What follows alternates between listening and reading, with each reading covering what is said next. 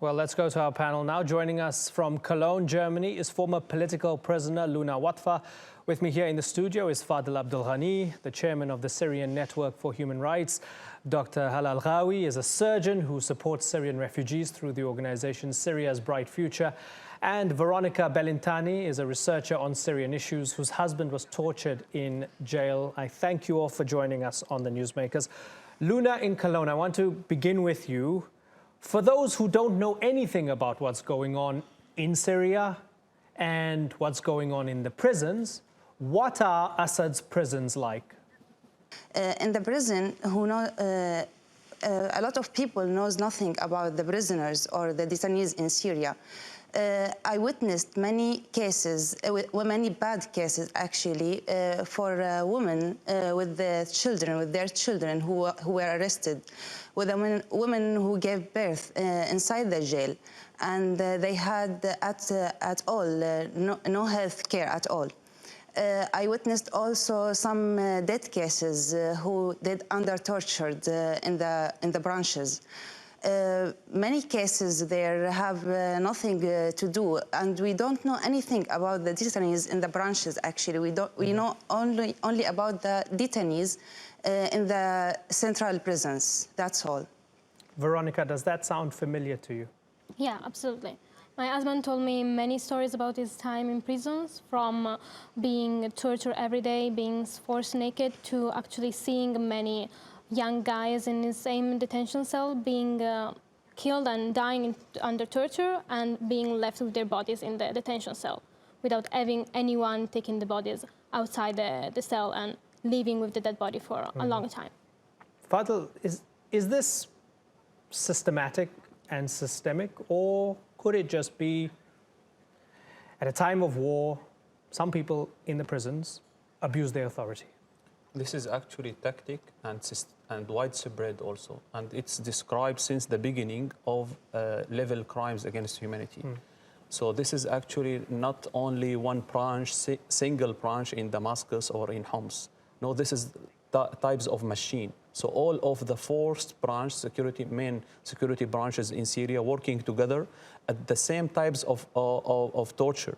So it's the same times in Homs, in Damascus, similar to Al-Hasaka, similar to Aleppo. So all of those machines working together simultaneously with the local militia as well. So the regime does not only use the state institution, security forces, the army as well, the army barriers, they are arresting people. No, also sustain this method by also hidden or secret center detention, and also doing the torture. And the outcome, the figures actually indicate and tells us that this is systematic way. So Syria is the worst country in all around the world which is using torture as the method of war.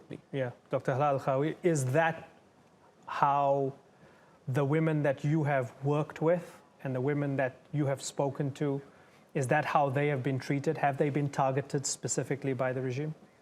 Yes, we know that the Syrian regime not only targeted women, but it's targeted women, as Fadel said, for social and the meaning of the being a woman and exposed to sexual or any kind of violation.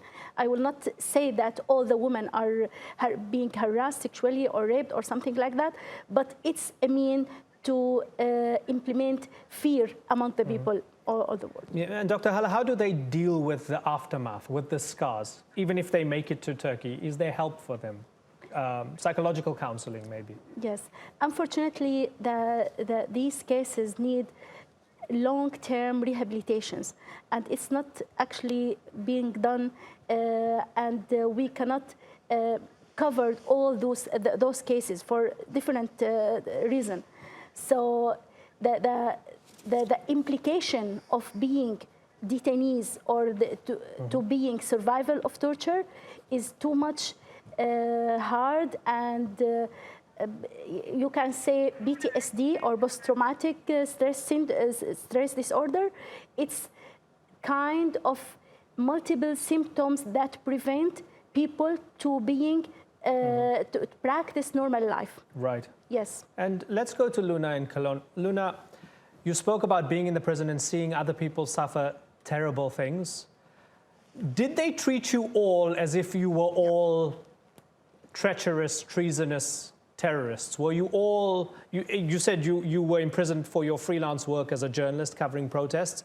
Were you all treated exactly the same, or were they levels? Actually, we have many levels of torture inside the jail. I will speak about myself. I said that I was there because I documented the chemical massacre that happened in Eastern Ghouta. In the first branch that I visited, they didn't torture me physically, but they tortured me by taking my kids. They took my son, 13 years old. He was 13 years old, and they took my daughter, 11 years old. Then they said that if I didn't give them the information that they wanted, they will torture my kids in front of me. That kind of torture as well. But in the second branch, they tortured me by beating all the time to give them the information and to say that the massacre never happened and it was false, and we made up all the evidence. That's what happened with me. I witnessed, as I said, many cases of torture there also. In the third branches that I visited, they tried to put me under the ground when I made a hunger strike because the bad conditions that I had there and the old detainees there also with me. They said to me, the director of the prison told me that if I don't stop the hunger strike, he will put me under the ground and no one will ever hear about me. That's what happened with me, but what I witnessed is something also similar to that. They used to torture any woman who doesn't cooperate. I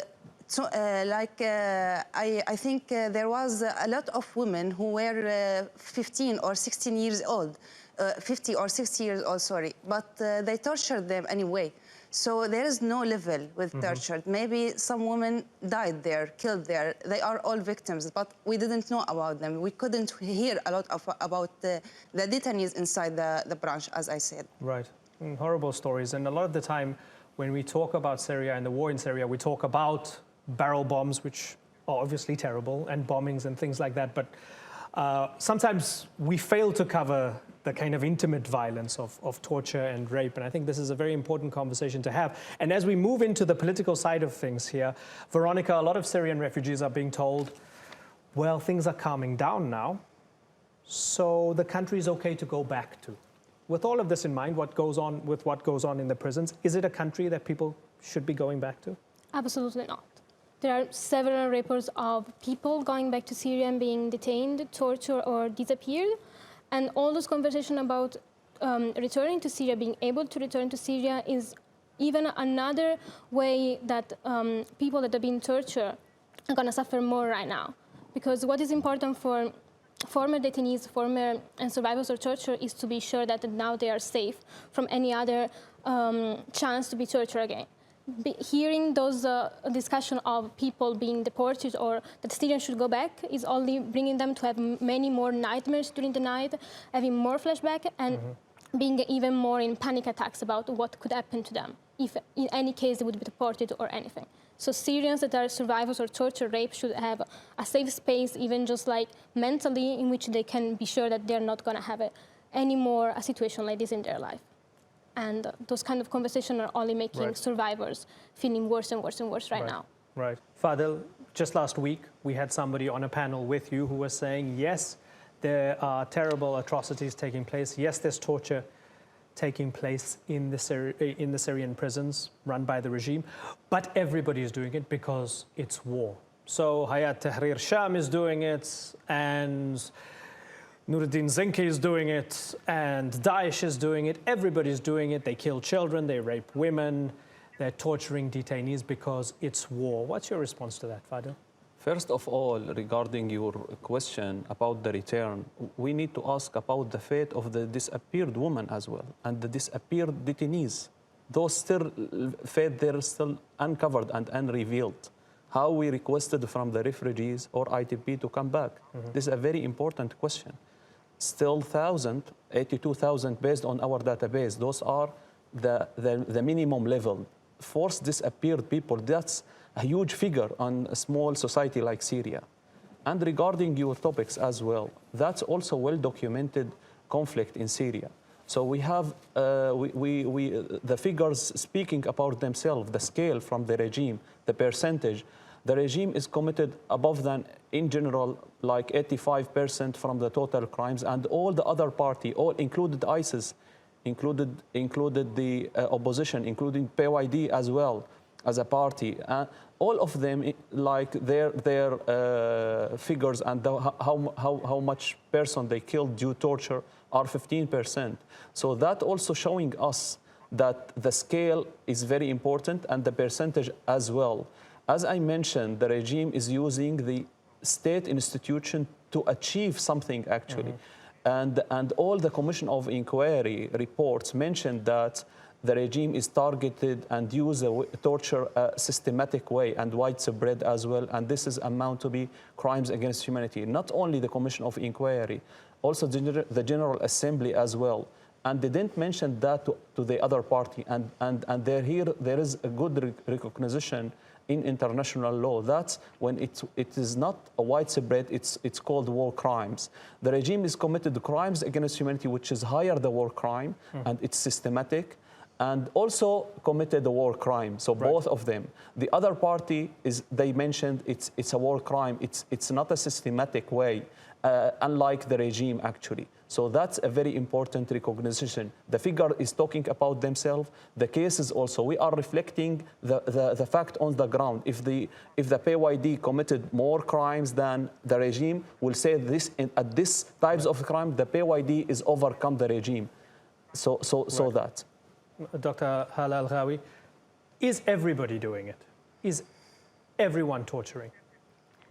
Everyone torturing, yes. But how as Fadel said, how the percentage, it's different. Right. How it's systematic, it's the difference. Also, if the regime, it's like to be who's saving all the people under its control, so the fault is for the regime.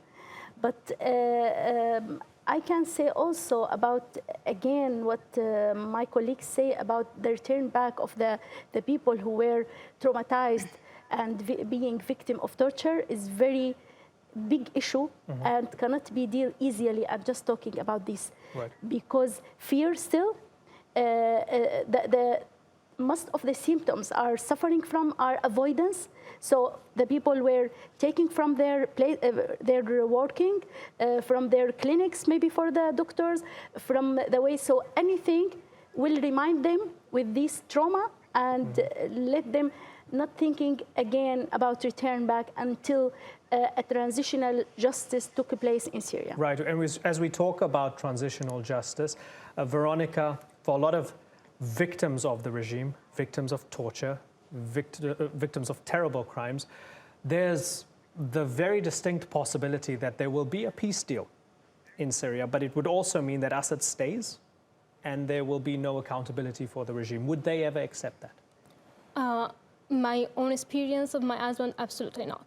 I think that a person that has been tortured cannot accept to be able to go around their own city, whether it is Damascus or Aleppo, and seeing the same person that have tortured them to walk free. This is something that happened in Bosnia and is not absolutely accepted by victims of torture and rape. And I don't think that any Syrian that has dignity or has any hope to have a normal life can accept to see people that have been torturing hundreds of Syrians for years to be free. And obviously, any kind of amnesty, any kind of transition without accountability cannot be accepted, because it will mean that a person that has been tortured needs acknowledgement of his suffering, needs to recognize that what happened to him was wrong, that everything that was robbed from him during this month or years of torture can be achieved again, whether it's education or healthcare or anything. And the lack of accountability will completely undermine this, and so would undermine their ability to go back to a normal life. Right. So, no. Luna, would you ever accept a peace deal where they say we're going to have peace now and we'll deal with justice later on? Actually, when I was in the jail, the Caesar's photos were leaked to the whole world. And in that time, I had a hope that something will happen. But after all, nothing happened. We are now after 8 years from our revolution, and nothing happened. No one be held accountable. So this is why I don't know how the justice will be in Syria if this regime will not be held accountable. This regime is not one man, it's the whole system. His assistant, his security system also, all the branches there in Syria, all those people who involved in our blood and in our tragedy. So the justice in Syria, it's not something that will happen right now or in the future. I don't think so. Okay. On that very somber note, Luna Watfa, Fadel Abdul Ghany, Dr. Hala Alghawi and Veronica Bellintani, I'd like to thank you all for joining us here on the Newsmakers.